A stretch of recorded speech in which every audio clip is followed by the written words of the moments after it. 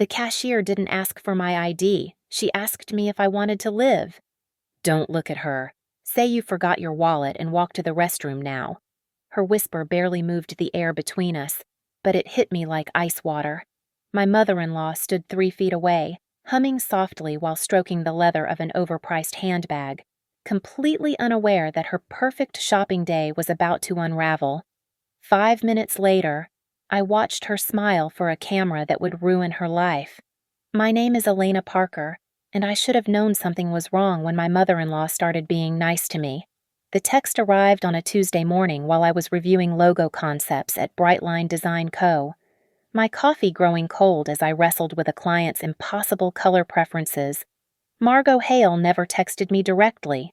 In 4 years of marriage to her son Evan, she'd communicated through him like I was some distant employee who needed managing. Sweet Elena. Let's have a girls' day this Saturday brunch and handbags at Barton Creek. Just us two, time to build those bridges. The emoji should have been my first warning. Margot didn't do hearts. She did tight smiles and comments about how my hair looked brave, or how interesting it was that I chose career over family. I screenshot the message and sent it to Evan. His response came instantly. Please go. She's trying. Trying. Right. The woman who'd spent our wedding reception telling guests I'd certainly clean up well with the right guidance was suddenly trying. But Evan had been tense lately, snapping about bills, dodging questions about the credit card statements he suddenly wanted to handle alone. Dark circles had taken permanent residence under his eyes. Maybe his mother really was extending an olive branch. Maybe she'd noticed her son drowning in whatever financial mess he wouldn't discuss with me. Saturday arrived humid and heavy. Typical Austin summer already creeping in despite it being early in the season. Margot pulled up in her white Lexus at 9:30 sharp, honking twice even though I was already walking down our front steps. You look. She paused, scanning my sundress and sandals. Comfortable? Thanks. Margot, you look lovely. She did, actually. Cream linen blazer without a wrinkle. Designer sunglasses that probably cost more than my monthly car payment, her silver hair blown out to perfection. Let's take my car, she said, already backing out before I could suggest driving separately. Yours makes that concerning noise, doesn't it? My Honda made no concerning noise, but arguing with Margot was like trying to reason with a tornado. You just battened down and hoped for minimal damage. She controlled everything about the drive, the route, the radio station, the air conditioning temperature. When I reached for my tote bag to check my phone, she snatched it with a tinkling laugh. Oh, let me put that in the back. Dear, those canvas bags shed everywhere. I'll keep your wallet safe up here with me. She plucked my wallet from the bag before tossing it behind her seat, tucking my wallet into her own pristine leather purse. Can't have you losing it in that mess. My tote wasn't messy.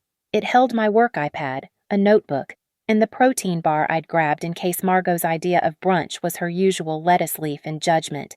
But her fingers were already adjusting the radio, finding a classical station that made my teeth ache. Evan tells me work has been stressful, she said, merging onto Mopac with the aggressive confidence of someone who'd never been told no. It's busy, but good. We just landed the Riverside Development account.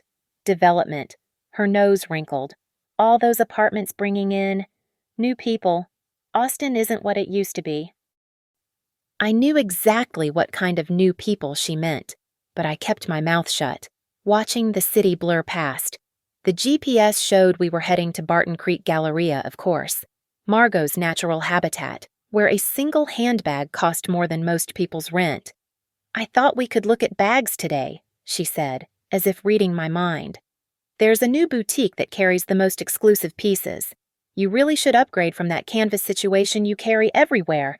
Evan deserves a wife who looks the part. The part. Successful. Put together. Like she belongs. She glanced at me, her smile sharp as cut glass. We can work on it together. The boutique she steered us toward looked like it had been carved from marble and intimidation.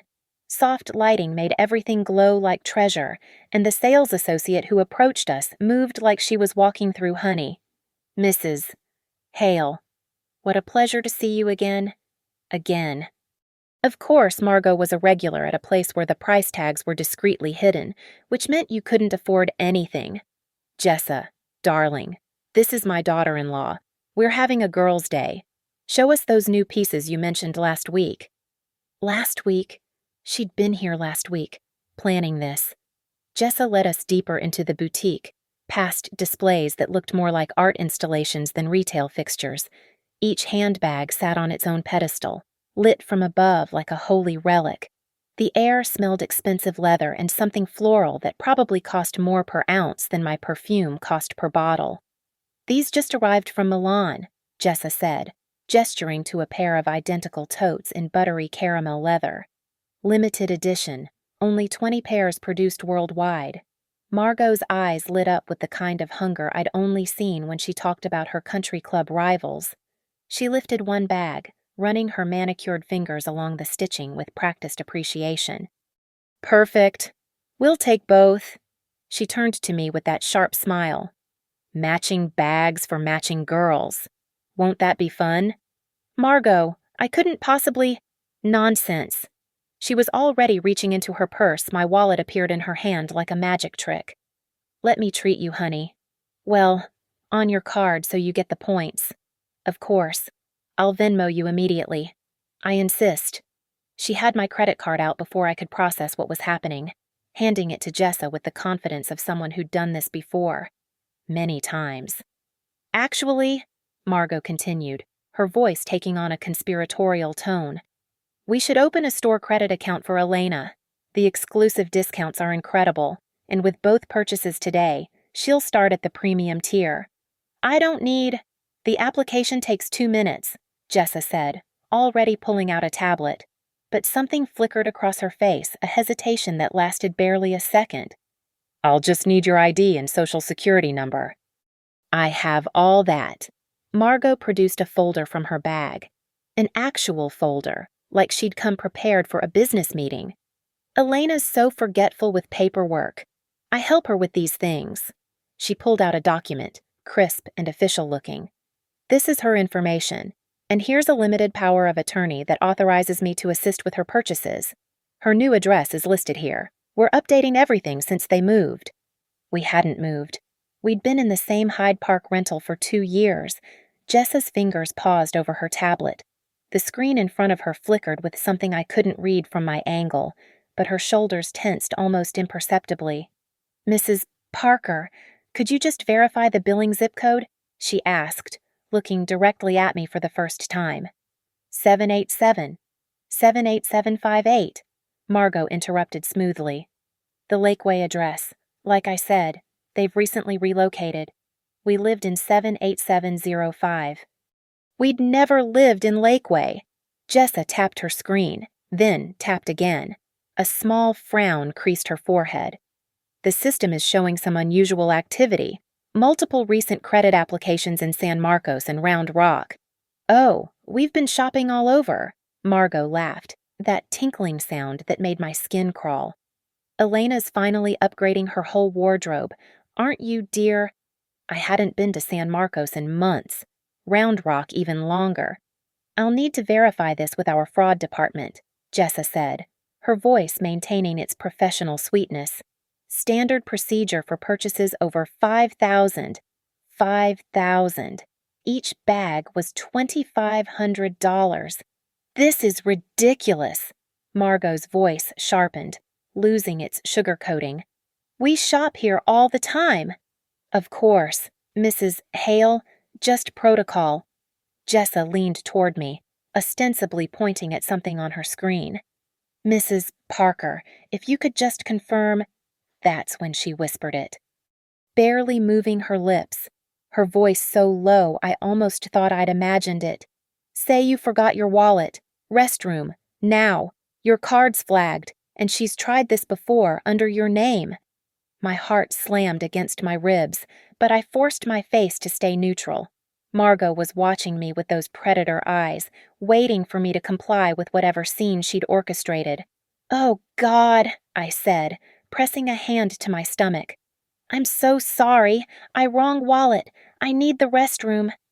Elena, really? But I was already moving, my legs carrying me toward the back of the store on autopilot, behind me. I heard Margot's voice, honey sweet and poisonous. She's always been scattered. That's why I help with these things.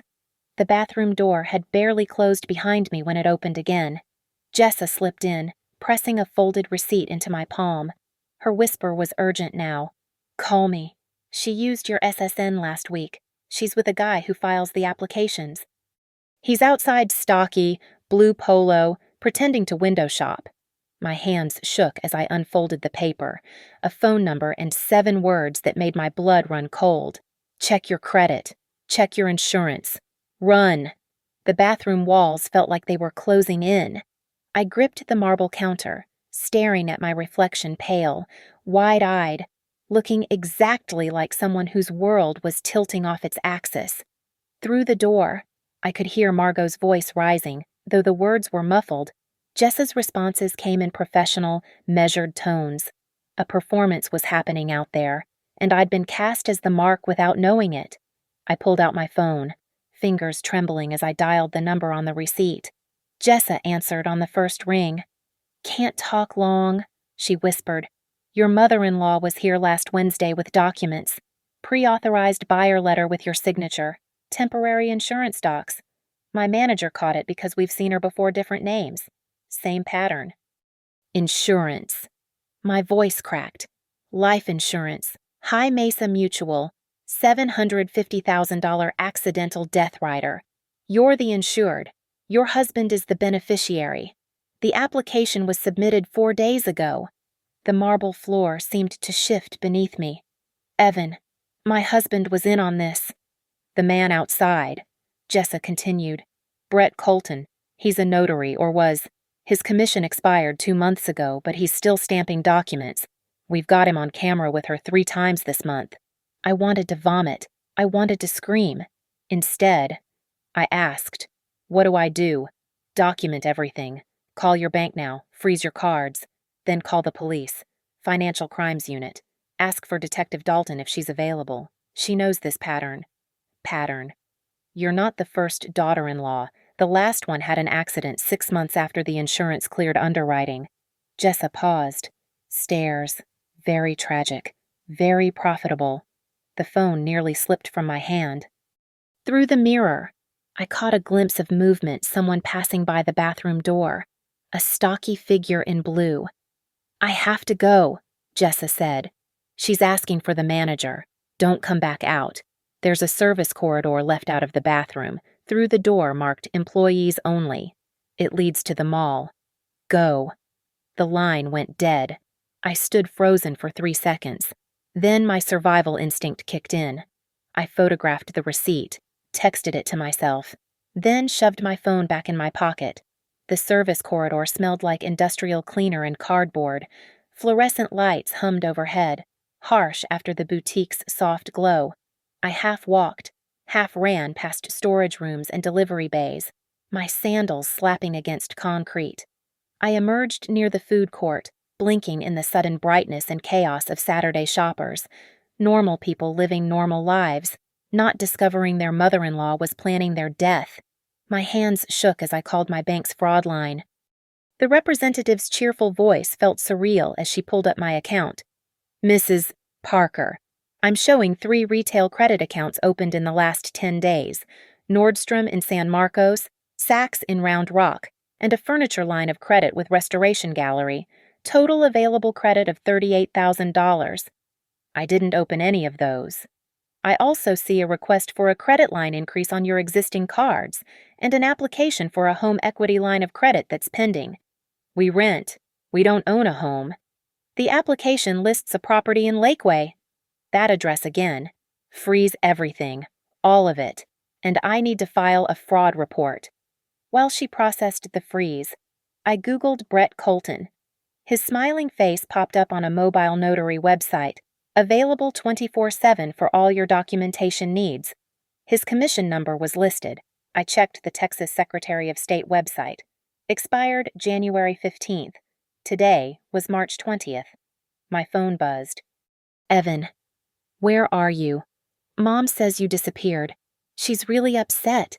This is embarrassing. I stared at his text, remembering all the times he'd asked me to be nicer to his mother, all the bills he'd suddenly wanted to handle himself, the way he'd insisted I update my life insurance during open enrollment last month, even though I was a freelance contractor with no employer benefits. Another text.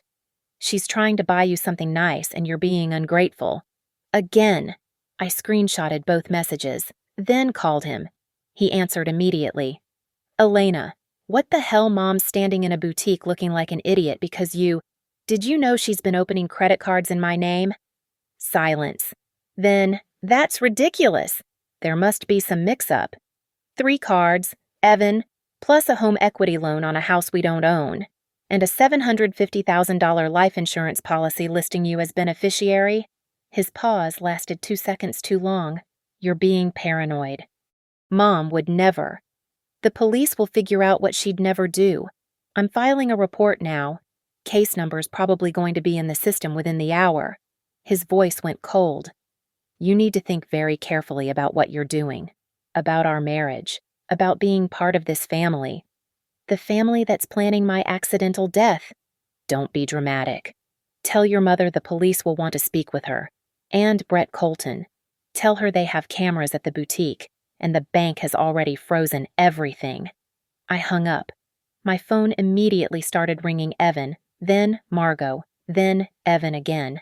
I let them all go to voicemail while I stood in that food court, surrounded by the smell of pizza and Chinese food, and faced the truth. My husband and his mother weren't just trying to steal from me. They were creating a paper trail that would make my death very, very profitable. The Austin Police Department's Financial Crimes Unit operated out of a bland office building that could have housed insurance agents or accountants. Detective Priya Dalton didn't look like my idea of a financial crimes investigator early 40s. Reading glasses on a chain, photos of teenagers on her desk. She looked like someone's soccer mom until you noticed her eyes, sharp as surgical instruments, dissecting every word I said. The boutique employee was right to send you to me, she said, fingers flying over her keyboard. Margot Hale. We've had her on our radar, but victims usually don't come forward until it's too late. Too late. After the accident. She pulled up a file. Jennifer Morrison, formerly Jennifer Hale, married to Margot's younger son, Thomas. Fell down a flight of stairs 8 months after a $1 million insurance policy cleared underwriting. Broken neck. Very clean scene. No evidence of foul play. My stomach churned. She killed her. Officially accidental death. But Jennifer had complained to friends about identity theft, forged documents. By the time she died, she owed $90,000 in fraudulent debt. The family settled it quietly using her life insurance payout. Detective Dalton pulled up another screen. Brett Colton. We've been building a case but needed someone to catch him in the act with inadmissible evidence. Your situation might be the break we need.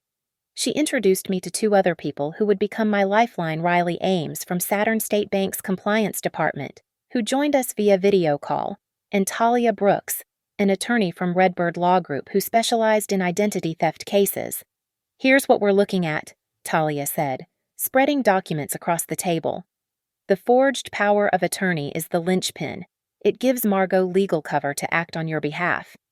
But look, she pointed to specific lines. The notary seal number doesn't match Colton's legitimate commission. The font's wrong, and this signature supposedly from February. Colton's commission expired in January. Riley pulled up records on his laptop. The Lakeway address traces to a UPS store mailbox opened 2 weeks ago, paid for in cash, but they have security footage. Want to guess who's on it? Margot. With Brett Colton, they opened it together. I showed them the texts from Evan, the way he'd turned cold when I mentioned the police. Talia's expression darkened. He's implicated himself. This establishes knowledge of the scheme. She pulled out her phone, photographing everything. Elena, I need you to understand something. This isn't just fraud anymore. With the life insurance component, we're looking at potential conspiracy to commit murder. The word hung in the air like a loaded gun. What do you need from me? I asked. Detective Dalton leaned forward. We need them to complete an actual fraudulent transaction, on camera, with clear documentation, something undeniable. You want me as bait. Controlled circumstances, she assured me. We'll have officers present, the boutique's cooperation, everything recorded. But yes, we need Margot to attempt to use your identity again, knowingly, with that forged POA. Over the next 3 days, I became a detective in my own life. I screenshot every text, recorded 3 voicemails from Margot tearfully saying I'd misunderstood and hurt the family, and documented Evan's increasingly aggressive messages about fixing this privately. Jessa proved invaluable. She provided security footage of Margot's previous visits, including one where she was caught on audio saying, "Elena's so trusting. She never even checks her statements." The insurance company, High Mesa Mutual, confirmed the policy application. The signature was a decent forgery, but the health questionnaire included medical information I'd never provided allergies I didn't have, a fictional history of depression that would make an accidental death less suspicious. They're building a narrative, Talia explained. Depressed woman, drowning in debt, has an accident. Tragic, but not surprising. Riley discovered more. They've been testing the waters, small purchases on the fraudulent cards, seeing if you'd notice. Gas stations, grocery stores, amounts under $50. Classic identity theft patterns start small. Test the victim's awareness, then escalate. I found myself living a double life. At home, I pretended to be oblivious while Evan acted like nothing had happened. He'd bring me coffee in the morning, kiss my cheek, ask about my day, all while knowing his mother was orchestrating my death. One night, I found him in his office, laptop open to our bank accounts. "What are you doing?" I asked. "Just checking our finances. We should probably increase your life insurance, since you're the higher earner." "I thought Mom was handling that," I said, watching his face. He stiffened. "What?" "Your mom. She mentioned something about insurance when we were shopping." "Oh, right. Yeah, she knows a good agent." I recorded the entire conversation on my phone. By Thursday, we had everything bank records showing the fraudulent account's security footage of Margot and Brett together, the forged POA with the invalid notary seal, insurance documents with falsified medical information, text messages establishing both Margot and Evan's knowledge, a paper trail of escalating fraud. "It's enough for arrests," Detective Dalton said, "but a recorded attempt would seal it. No defense attorney could explain it away." I thought about Jennifer Morrison, falling down those stairs, about how many other daughters-in-law might have had accidents, about Evan bringing me coffee every morning while planning my funeral. "Let's do it," I said. "Let's give them enough rope."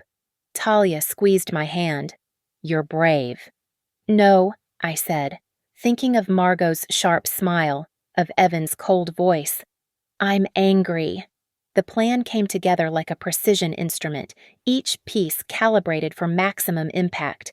Detective Dalton coordinated with the boutique's management while Riley set up monitoring on the banking side. Talia prepped the legal documentation that would prove the forgeries beyond doubt. "We need to make this bulletproof," Dalton explained during our final planning session Friday evening. "Defense attorneys will claim misunderstanding, miscommunication, good intentions gone wrong. We need Margot on camera, using the forged documents, making statements that establish intent." The boutique manager, a woman named Diane who'd seen enough retail fraud to write a book, was more than willing to cooperate. "That woman has been in here with 3 different daughters over 2 years, she said. "Always the same pattern, always large purchases on someone else's credit." We ran through the technical setup. The POS system would be screen recording every transaction. 3 security cameras would capture different angles. The audio system had been upgraded to pick up conversation at the counter crystal clear. "When Margot presents the POA, Jessa will run the transaction normally," Diane explained. "But the bank will trigger a verification protocol. Riley will be on the other end, asking security questions only you can answer. When Margot fails, we'll have fraud in real time." I wore a wire anyway, a tiny recorder tucked under my bra strap. "Backup," Dalton said. "Always have backup. Saturday morning. I sent Margot a text that would have made me vomit 6 months ago. I'm sorry about last week. You're right, I do need to upgrade my image. Can we try again? Same boutique. 2:30. Her response came within minutes. Of course, sweet girl, I knew you'd come around. I'll pick you up. I'll meet you there. Want to make it up to you properly. Perfect and Elena. Bring your documents. We should sort out that store credit. I screenshot the exchange, forwarding it to Dalton. She's taking the bait. I arrived at the mall at 2:15, parking near the security office where an unmarked car already waited. Through my phone, I checked the tracking tile I'd hidden in my wallet. Margot had kept it from last week. As expected, the signal showed it in her purse, probably next to my stolen driver's license. Jessa met me at the service entrance. You okay? Ready? Plainclothes officers are at the north and south exits. 2 more in the store, pretending to shop. Diane's in the back office, watching everything. We did a mic check on my recorder. The battery showed full. My hands were steady now, anger having crystallized into cold determination. At 2:28, Margot walked in. She looked immaculate cream suit, pearls, her silver hair catching the light. The perfect image of a successful woman, not someone planning her daughter-in-law's murder. Elena, you came. Her smile was warm, maternal. Anyone watching would see a loving mother-in-law greeting her son's wife. Of course, I was silly last week. Water under the bridge. She linked her arm through mine, steering me toward the display. Now, about those bags. The same caramel totes sat on their pedestals, $2,500 each, $5,000 total, plus whatever else she planned to charge. We'll take both, I said, playing my part. You were right. We should match. Margot's eyes glittered. Perfect. And we really should get you some accessories. The spring collection. Actually, I interrupted. Let's start with the store credit application. Build my credit, right. Smart girl. Jessa appeared, tablet in hand. Her face was professionally neutral, but I caught the slight tension in her shoulders. Mrs. Hale, Mrs. Parker. Ready to complete the application. Yes, Margot said, already reaching into her purse. I have all of Elena's documents right here. Out came my wallet, my stolen wallet and the folder with the forged POA. She spread them on the counter like she owned the place. Elena's ID, her credit card, and the power of attorney authorizing me to handle her financial matters. She's so scattered, aren't you, dear? That's why I manage these things. I stayed silent, letting her dig her grave. Jessa scanned the documents, fingers moving across her tablet. I'll need to verify this with our fraud department. The system flagged some unusual activity. This is ridiculous, Margot snapped. We went through this last week. I know, but with the attempted return fraud in January. That wasn't fraud, Margot said quickly. Too quickly. That was a misunderstanding. Jessa tapped her screen. I have the compliance department on the line. They'll just verify a few things. Riley's voice came through the speaker, professional and clear. This is compliance. Am I speaking with Elena Parker? No, Margot said. I'm her authorized representative, Margot Hale. I have power of attorney. I see that noted here. For verification, can you provide Mrs. Parker's mother's maiden name? Margot's jaw tightened. Rodriguez. It was Mitchell. And the name of Mrs. Parker's first pet, Fluffy. It was Comet. I'm sorry. Those don't match our records. May I speak directly with Mrs. Parker? She's right here, but I handle her finances. The POA clearly states, Mrs. Hale.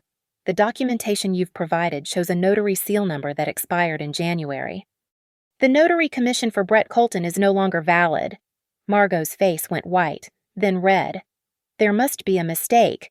Additionally, Riley continued, we show this exact POA was used to attempt to open accounts at 3 other institutions this month. That's a federal crime. I pulled out my phone, showing Margot the recording app that had been running since she walked in. Then I turned the screen toward her, showing her own text from this morning. Bring your documents. You knew, I said quietly. You knew everything was forged. You knew Brett's commission was expired. You knew about the insurance policy with the fake medical history. I don't know what you're talking about. But her voice had gone shrill. Jennifer Morrison knew, didn't she? Before her accident, Margot's mask finally cracked. You ungrateful little bitch. Evan deserves better than you. The insurance would have set him free. From me or from his debts. You have no idea what you've cost us. What you've ruined! Her voice rose, carrying through the boutique. Accidents happen. Elena, stairs are slippery. Cars malfunction. Sometimes people just stop right there. Detective Dalton stepped out from behind a display, badge visible. 2 uniformed officers flanked the exits. Margot spun toward the door, but there was nowhere to go. Outside, through the glass. I could see Brett Colton being arrested by the plainclothes officers, his stocky frame bent over the hood of a car. Margot Hale, Dalton said.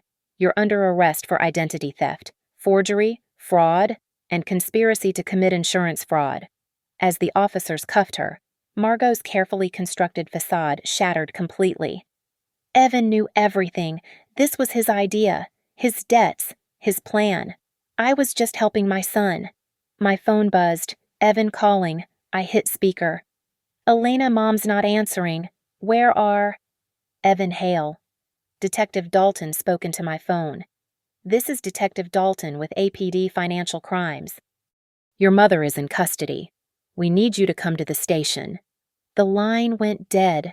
I stood in that beautiful boutique, watching my mother-in-law being led away in handcuffs while shoppers stopped and stared, some pulling out phones to record. The woman who'd made my life miserable for 4 years, who'd planned my death like a business transaction, finally exposed for what she was. You did good, Jessa said quietly. I looked at the bags still sitting on their pedestals, worth more than most people's monthly salary. Pretty things that had almost cost me everything. Yeah, I said, watching Margot disappear into the police car. I did. The second setup required more delicate choreography. Evan was smart enough not to walk into a police station, and after Margot's arrest, he'd gone dark. But I knew my husband, his ego, would demand he control the narrative. The text came Sunday evening. We need to talk. Tomorrow, 2:30. The boutique. Bring your lawyer if you want. I don't care. But we're settling this. I forwarded it to Detective Dalton. He's trying to get ahead of it, she said. Probably thinks he can claim ignorance, throw his mother under the bus. Let him try, Talia said when we conferenced. We'll be ready. Monday arrived gray and humid. I dressed carefully professional, but not threatening. The same sundress from that first shopping trip. Actually, let him think I was still the same Elena he'd married, the one who'd apologize for breathing too loud. I arrived early, wiring up in the security office while Diane reset the cameras. The boutique was closed to regular customers. Private appointment. The sign read, Jessa was there, along with 2 plainclothes officers posing as shoppers in the connected store. Remember, Dalton coached through my earpiece, we need him to acknowledge knowledge of the insurance policy and the fraudulent accounts. Don't push too hard. Let him hang himself. At 2:25, Evan walked in. He looked terrible unshaven, wrinkled shirt, the polished veneer cracked, but his eyes were calculating, already scanning for threats. No lawyers, he asked. Just us. He relaxed slightly. Good, we can fix this. Elena, Mom got carried away, but we don't need to destroy our family over it. Our family? Yes, our family. You and me. He moved closer, reaching for my hands. I let him take them, fighting not to recoil. Baby, I had no idea what she was doing. The credit cards, the POA, she said she was helping you build credit. And the insurance policy, his fingers twitched against mine. What insurance policy? I pulled out my phone, showing him the High Mesa Mutual documentation. $750,000, accidental death. You're the beneficiary. Mom must have. I didn't know about that. Really, because you told me last week we should increase my life insurance. You were in your office, looking at bank accounts. That's different. That was just financial planning. Financial planning. Right. I pulled my hands free, walking toward the handbag display. How much do you owe? Evan. What? Your debts. The ones you've been hiding. How much? His jaw clenched. That's not relevant. Margot said it was your idea. The whole thing. Mom's confused. She's trying to protect me. From what? He was quiet for a long moment. Then his shoulders slumped in manufactured defeat. Okay, fine. About 80,000. Gambling debts. Some bad investments. But I was handling it. By having your mother steal my identity.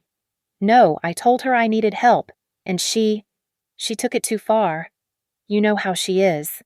I know she's done this before. Jennifer Morrison, your brother's wife. His face went pale. That was an accident. Which part? The identity theft, or the stairs? Don't. He stopped, visibly collecting himself. Jennifer was troubled. She drank. The stairs were convenient. Tragic, he corrected. But the insurance did help Tom start over. There it was. Acknowledgement. And my insurance would help you start over. I didn't want... He moved closer, his voice dropping. Elena, please. Mom went too far, but she's still my mother. Drop the charges.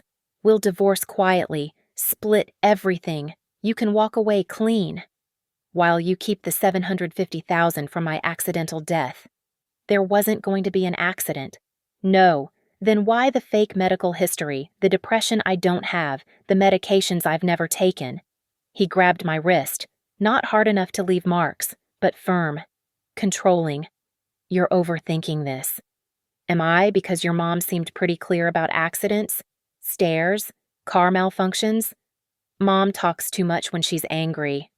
She also forges documents. With Brett Colton, who you introduced her to. His grip tightened. You can't prove that. I turned my phone screen toward him. Brett's already talking. Says you paid him $500 per document. Cash. From your office safe. That was a lie. Brett hadn't said anything yet, but Evan didn't know that. That son of a bitch. Evan breathed. Then, louder. He's lying. I didn't pay him anything. So, you didn't know he was forging documents. I knew Mom was using a notary. I didn't know his commission had expired. But you knew about the POA. Mom said it would make things easier. For shopping. For helping you. Helping me into debt or helping me into an accident. He released my wrist, stepping back. I would never hurt you. No, you'd just let your mother do it. Like Tom let her handle Jennifer. That's not... He ran his hands through his hair. Jesus, Elena, the insurance was just backup, in case something happened naturally. Naturally. People die all the time. Car accidents, medical issues, random crimes. His eyes had gone cold now, the mask fully off. And if something happened, shouldn't I be protected? After everything I've invested in this marriage, 4 years of my life, my family's reputation, introducing you to our circle when you clearly didn't belong. So you figured you'd cash out. I figured I'd protect myself. The debts were crushing me. Do you have any idea what it's like? Drowning while your wife plays with her little design projects. My little projects pay our rent. Exactly rent. We should own by now. We should be in Westlake, not some rental in Hyde Park. But you had to pursue your passion instead of real money. I laughed. Actually laughed. So your solution was fraud and murder. It wasn't supposed to be murder, just preparation, insurance. Mom said what? Evan. He looked directly at me, and for the first time, I saw the real him. Not the charming man I'd married, but the desperate, entitled child underneath. Mom said accidents happen when they need to. And sometimes they need to happen sooner than nature intends. That sounds like premeditation. It sounds like you can't prove anything. Mom's confused. Brett's a criminal. And you— He smiled, cold and sharp like his mother. You're a stressed-out designer with a history of anxiety who's having a breakdown over a simple misunderstanding. Anxiety I don't have. From medical records you forged? Records that show a troubled woman who might do anything, even hurt herself. The threat hung between us, naked and ugly. Is that what happened to Jennifer? Jennifer drank too much and fell. Tragic accident. Just like whatever might happen to you if you don't drop these ridiculous charges. I stepped back, keeping my voice steady. You're threatening me. I'm explaining reality. Mom has the best lawyers. I have alibis for everything. And you have a target on your back that won't go away just because you caught us at one little scheme. Little scheme you tried to steal my identity and kill me for insurance money. Prove it. I smiled. Okay. I turned my phone around, showing him the recording app. Then I pulled open my cardigan, showing him the wire. You just confessed to everything, Evan. Knowledge of the fraud, the insurance, the plan for my accident, even threatening me if I don't drop charges. His face went from pale to purple. You fucking— Mr. Hale? Detective Dalton stepped out from the back room. Behind Evan, the two plainclothes officers blocked the exit. Evan Hale, you're under arrest for conspiracy to commit fraud, conspiracy to commit murder, making terroristic threats, and whatever else the DA wants to add. As they cuffed him, he started screaming, This is entrapment. She set me up. I want my lawyer. You'll get one, Dalton said calmly. But first, you're going to explain those alibis you mentioned, and that safe full of cash, and your relationship with Brett Colton. They led him past the windows where a small crowd had gathered. Someone was recording on their phone, probably already uploading to social media. Within hours, everyone would know what Austin's golden boy and his sterling mother really were. You did it, Jessa said softly. I watched my husband disappear into the police car, still screaming about lawyers and entrapment. Yeah, I said, feeling something lift from my chest. I did. The afternoon light slanted through the boutique's floor-to-ceiling windows, casting long shadows across the polished marble floor. The air conditioning hummed its expensive whisper, mixing with the soft clink of metal chains on the display bags.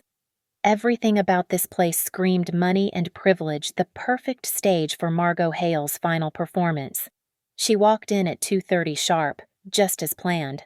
Out on bail since Tuesday, she'd spent 3 days crafting her image of wounded dignity. Her silver hair was perfectly coiffed, her white suit pristine, her expression one of martyred grace. She thought she was here to negotiate, to salvage something from the wreckage. She didn't know she was walking into her own funeral. Elena, she said, her voice dripping false warmth. Thank you for agreeing to meet. I knew you'd see reason. Jessa stood behind the counter, pleasant smile fixed in place. The terminal in front of her was already mirroring to the back office monitor. Detective Dalton and her team waited in unmarked cars outside, watching through the boutique's security feed. Hello, Margot? I kept my voice neutral, my hands steady. The thin recorder under my silk blouse was voice-activated, already capturing every word. Let's not make this harder than necessary. She approached the counter, her heels clicking against marble with metronomic precision. You've made your point. Evan's in custody. Our family's reputation is in ruins. What more could you possibly want? The truth. She laughed, that tinkling sound I'd grown to despise. The truth is flexible, dear. What matters is what we can prove. Then let's talk about proof. I pulled out my phone, setting it on the counter between us. Your lawyer probably told you the POA was thrown out. Brett Colton flipped. The insurance company has already voided the policy. Allegations and technicalities. She examined her manicured nails. My lawyer says the case is circumstantial at best. Is that why you wanted to meet to gloat about your lawyer? Her smile sharpened. I wanted to give you one last chance to be reasonable. Drop the charges. sign the divorce papers, and walk away. I'll even throw in a generous settlement, $50,000. $50,000 for attempted murder, for a misunderstanding that got blown out of proportion. She reached into her purse, that same pristine leather bag that had held my stolen wallet.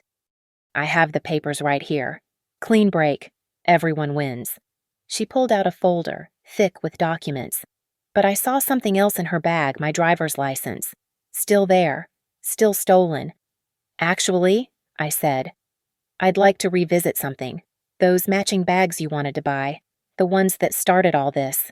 Her eyes narrowed. What about them? Let's complete that purchase. Don't be ridiculous. No, I'm serious. I turned to Jessa. Can you ring them up? Put them on my card. Jessa played along perfectly. Of course.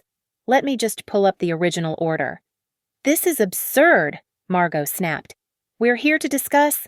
We're here because you wanted something from me. Well, I want something too. I want to buy those bags. Unless... I paused, letting the challenge hang. Unless you'd rather handle it yourself. Like you always do. The trap was so obvious, but Margot's arrogance was her blindness. She saw my challenge as weakness, my insistence as stupidity. Fine, she said, pulling my stolen license from her bag with practiced ease. If it will end this ridiculous charade. She slapped the license on the counter. Then, from the folder of divorce papers, she pulled out another document, a new POA, dated 3 days ago, with a notary seal that looked legitimate but couldn't be. For the purchase, she said smoothly. Since you're clearly not capable of handling your own finances. That's a new POA, I observed. Brett Colton's in jail. I used several notaries. She was already sliding papers toward Jessa. This one's perfectly legal. Unlike your little recording games. Jessa examined the document with theatrical care. Mrs. Hale, this notary seal number is completely valid. I checked myself. Actually, Riley's voice came through the speaker he'd been listening, waiting for his cue. That notary commission belongs to Marcus Webb, who died 2 months ago. Margot's face didn't change, but her hand twitched toward her purse. Furthermore, Riley continued, the security footage from Office Express shows you purchasing a notary stamp kit yesterday at 4:17 p.m., the same kit used to create this seal. You're reaching, Margot said, but her voice had lost its confidence. I leaned forward. Jennifer Morrison, tell me about her accident. That has nothing to do with Thomas already told the police. Margot, your younger son had an attack of conscience. He told them about the family meeting where you explained how Jennifer's drinking problem would make her accident believable. It was a lie. Thomas hadn't said a word, but Margot didn't know that. Her mask finally cracked. Thomas wouldn't. He showed them the text messages, the ones where you told him to make sure Jennifer had wine with dinner that night, where you reminded him about the insurance payout, where you said accidents happen when they need to. You're lying! I pulled out a printed screenshot, actually just a fabricated message I'd had Talia mock up for this moment, close enough to real that Margot's panic filled in the gaps. That ungrateful little... She caught herself, but it was too late. So it's true. You planned Jennifer's death. She wasn't supposed to die. The words exploded from her. Just a fall, some injuries, enough to justify the insurance claim. But she turned wrong. Landed wrong. She stopped, realizing what she'd just said. You pushed her. I created an opportunity. She was drunk, the stairs were there, and you pushed her. Margot straightened, recovering her composure with visible effort. Prove it. I don't have to. You just confessed. I turned my phone screen toward her, recording. Then I opened my jacket, showing the wire. Then I pointed to the boutique's camera. The red light blinking steadily. Every word, Margot, every admission. How you killed Jennifer. How you were planning to kill me. Accidents happen, she hissed, leaning across the counter.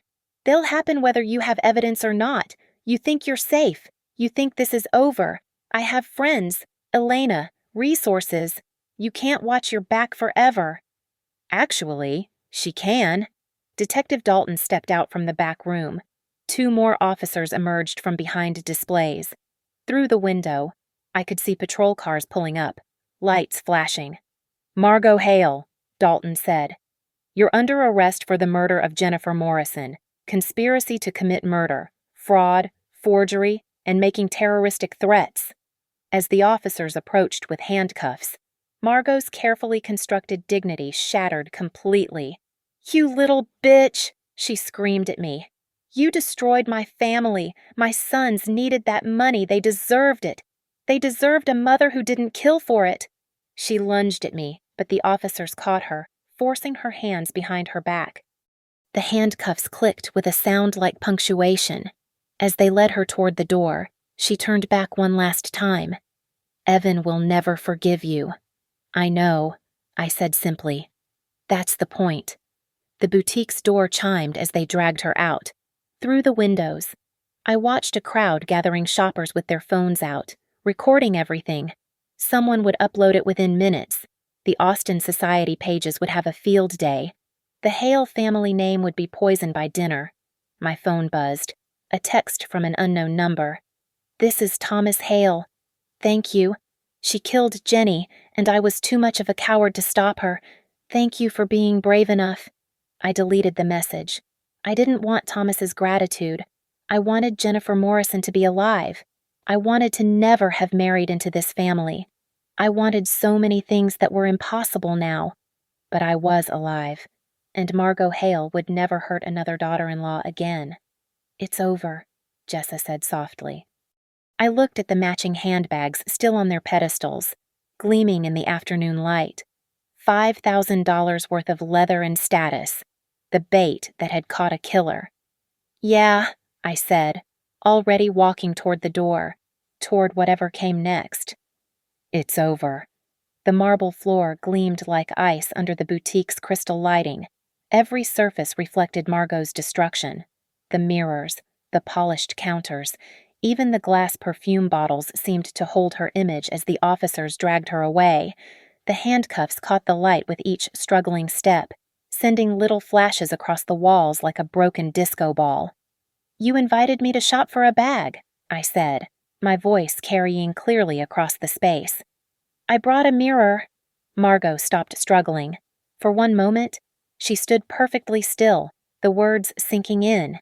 Then she turned to look at me, and I saw at the exact moment she understood she'd been played with her own game. "Very clever," she said, and for the first time since I'd met her, her smile was genuine and terrible. "But you're still nobody, still trash from, 'Ma'am, keep moving.'" The officer cut her off, pushing her toward the door.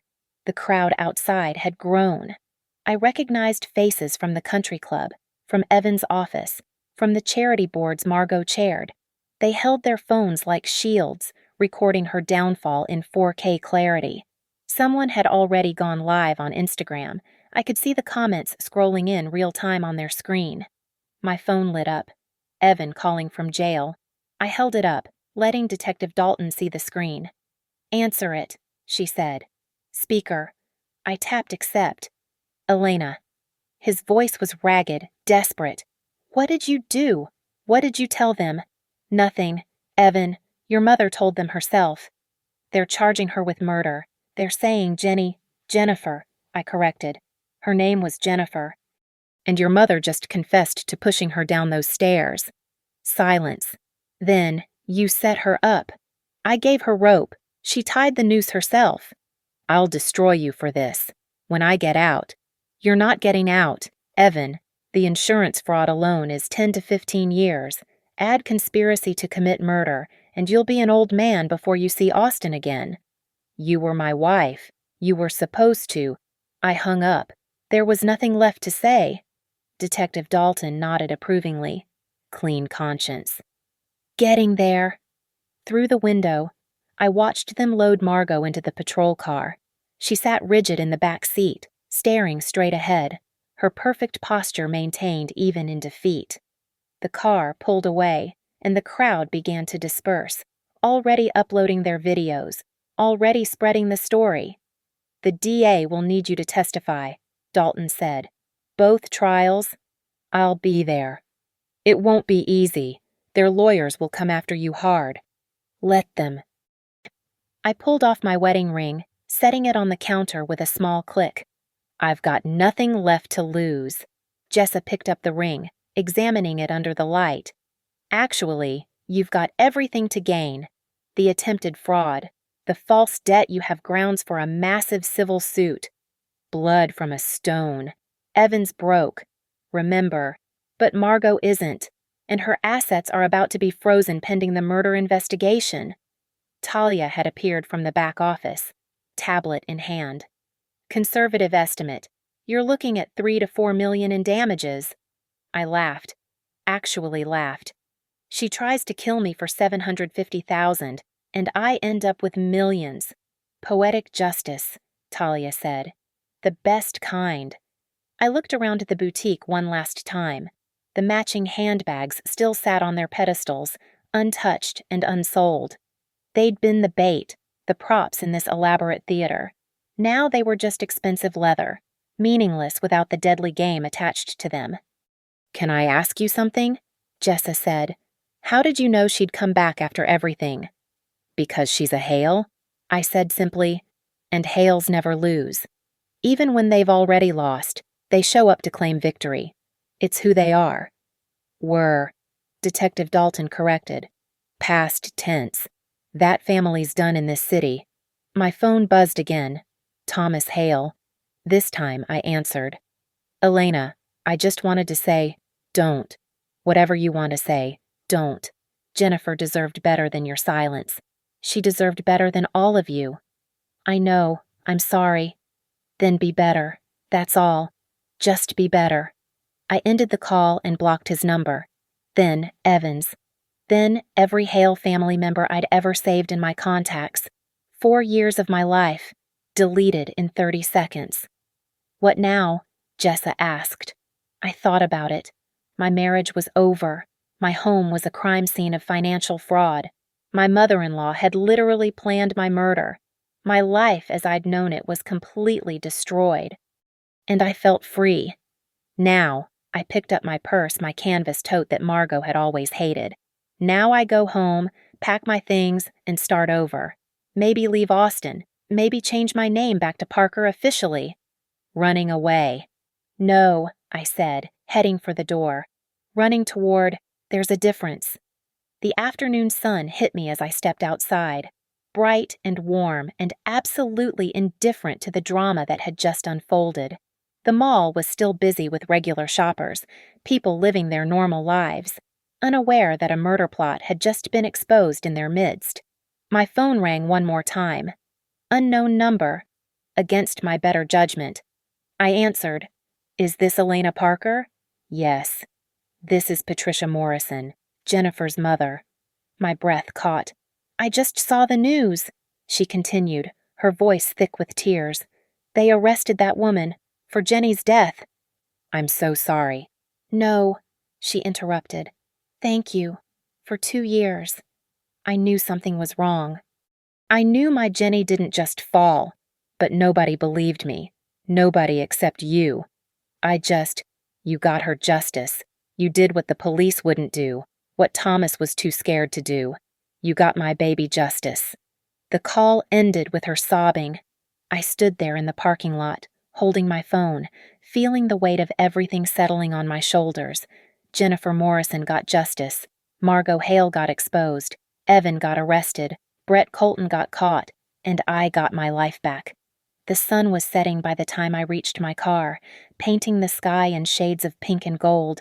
Somewhere in Austin, Margot was being processed into county jail. Evan was calling lawyers he couldn't afford. Thomas was probably drinking himself into oblivion. And I was free.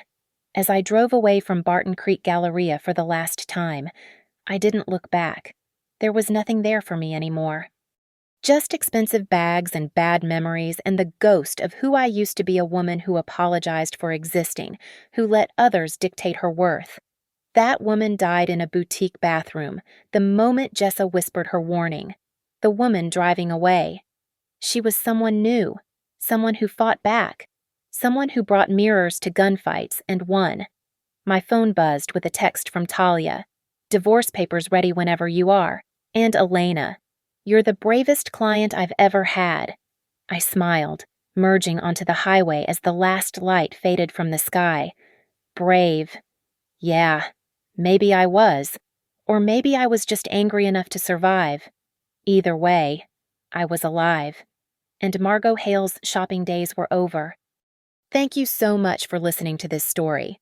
I'd love to hear where you're tuning in from. Drop a comment below and let's connect. If this story kept you on the edge of your seat, please consider subscribing to the channel for more tales like this one. And don't forget to share your thoughts. What would you have done in Elena's situation? Your insights make our community richer. Until next time, stay safe and trust your instincts.